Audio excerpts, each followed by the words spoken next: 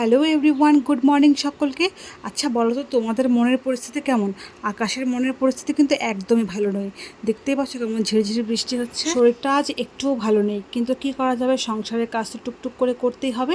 চলো ফটাফট লেগে যাই। প্রথমে ঘরটাকেই গুছিয়ে নিলাম, কারণ ঘরটা এলোমেলো থাকলে না যা কোনো কিছুই ভালো লাগে। এখন তো বর্ষার সিজন, তাই বর্ষার দিনে বেশ ভালো ভালো ফ্রেশ ফ্রেশ মাছ পাওয়া যাচ্ছে। আজ নিয়ে এসছে অনেকটা চিংড়ি মাছ, তাই চিংড়ি মাছটাকে আমি ধুয়ে পরিষ্কার করে নিয়ে নুন হলুদ দিয়ে নিয়েছি। আর তার সঙ্গে এনেছে লাল ডাঁটার শাক।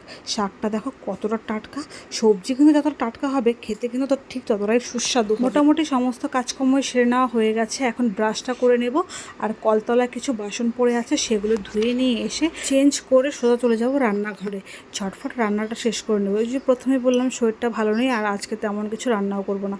এই দেখতে পাচ্ছ ভাত হয়ে গেছে ডাঁটা শাক। আর এই যে দেখতে পাচ্ছ এদিকে আমি গাটি কচু কেটে রেখেছি, এটা আমি চিংড়ি মাছ দিয়ে করব। আর তোমরা তো জানোই সকালে আমার তেমন কিছু খাওয়ার কোনো অভ্যেস নেই, ভাত খাওয়ারই অভ্যেস। তাই রান্নাটা হাফ হতে না হতেই আমি বসে গেছি খাবার নিয়ে। এখানে আমি কাঁচা রসুন থেতো করে নিয়েছি, শাক ভাজি নিয়েছি, শুকনো লঙ্কা নিয়েছি। আমি কিন্তু এই বাড়িতে এসে গরম ভাতে কাঁচা রসুন দিয়ে ভাত মেখে খেতে শিখেছি। খেতে কিন্তু খারাপ লাগে না, একদিন ট্রাই করে দেখো, ভীষণ ভালো লাগে। তোমাদের সঙ্গে গল্প করতে করতে আমার রান্না পুরো কমপ্লিট। এই কয়েকটা কাপড় চোপড় কেচে ধুয়ে নিয়ে স্নান করে ছুঁড়ে চলে এসেছি। আর হ্যাঁ, এর মাঝে কিন্তু আমার দুপুরের খাওয়াও কমপ্লিট হয়ে গেছে। দুপুরবেলা এসেছিলো এক পিসিমণি, দিয়ে গেছে এই পাতাগুলোকে। আচ্ছা তোমরা এই পাতাগুলোকে কী নামে চেনো একটু কমেন্ট করে জানিও তো।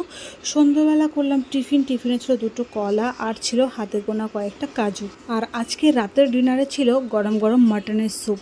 তোমরা তো জানোই আমার এই প্রেগনেন্সি পিরিয়ডে আমার বাইরের খাবার পুরোটাই বন্ধ, তাই কোনো স্যুপ খেতে চাইলেও আমার কর্তামশাই সমস্তটাই বাড়িতে বানিয়ে দেয়। আর আমি তো প্রথম থেকেই বলে এসেছি আমার কর্তা ভীষণ ভালো রান্না করে, আর স্যুপটাও ভীষণ ভালো হয়েছিল, বলে বোঝাতে পারবো। ডিনারের ঘন্টাখানিক পরে বসে গেছে ওষুধ খেতে। দুটো ওষুধ আছে আমার রাতে খাবার, সেটাই এখন বসেছি। তবে বন্ধুরা আজ তবে আসি, তোমরা সকলে সুস্থ থেকো, ভালো থেকো। আবার দেখা হবে সুন্দর আরও একটা মিনি ব্লগ। ততক্ষণ যেন সকলকে টাটা।